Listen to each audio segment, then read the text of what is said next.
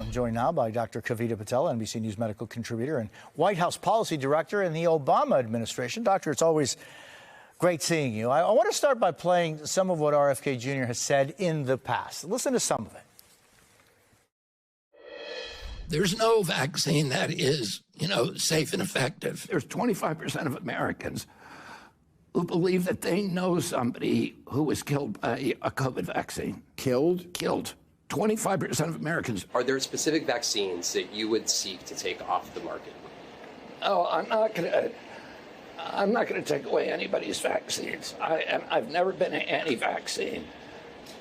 You will not take any vaccine that is currently on the market.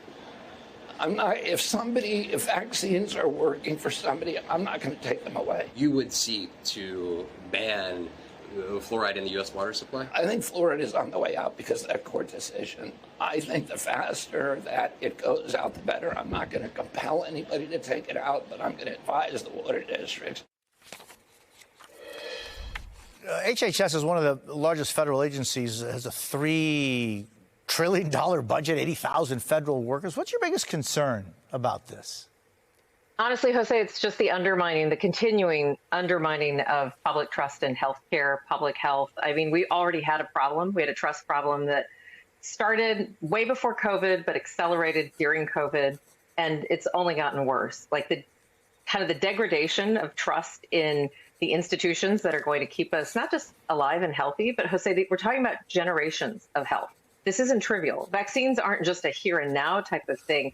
It's important for global immunity. Think about it. I mean, polio, measles, diseases which effectively we've eradicated because of the presence of vaccines. Now what happens when in a global society we completely dilute those requirements and we undermine the infrastructure? And you just heard it from the panel. And if the best career staff that we have, I've worked with a lot of them, if the best career staff we have leave, that leaves also a brain drain that is going to last well beyond one secretary or one administration. Gosh, I'm so glad you give us the bigger picture that we rarely hear about, and the effects and after effects of any decision or lack of decisions. That degradation of trust, though, Doctor, in many times and many opportunities in the recent past came out of mistakes, misstatements, non-statements from within the HHS community. Right.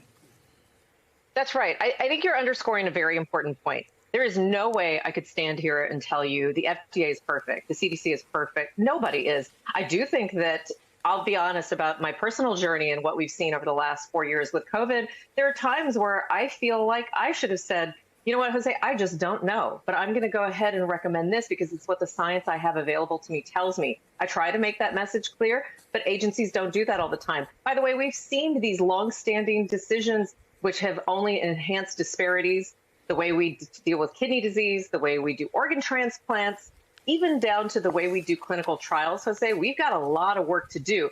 I would love to see an RFK Jr. talk about that a little bit more, but discrediting very scientific decades, not just years, decades of work on vaccines is just downright dangerous. And what you wrote about fluoride, Jose, I grew up in South Texas. We did not have fluoride. Guess what? I suffered from it.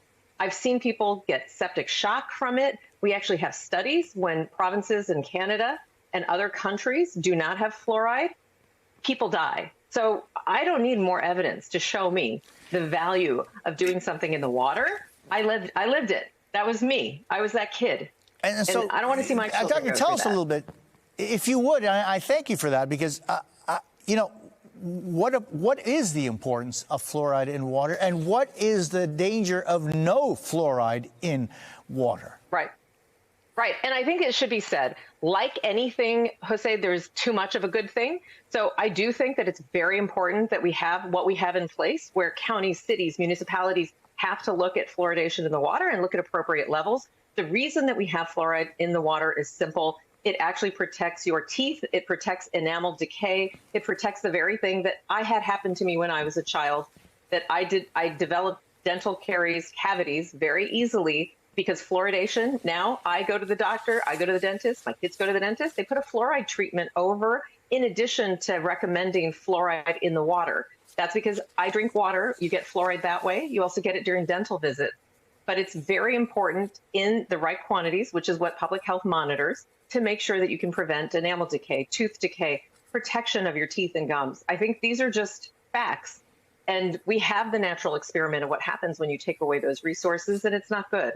And again, I don't want to see the United States, this country that my parents fought so hard to immigrate to, become the country that they tried to leave, where we don't have this public health infrastructure. Destroying that infrastructure is just very dangerous. And I've never seen this kind of shock and awe amongst public health officials like I've seen in the last 24 hours.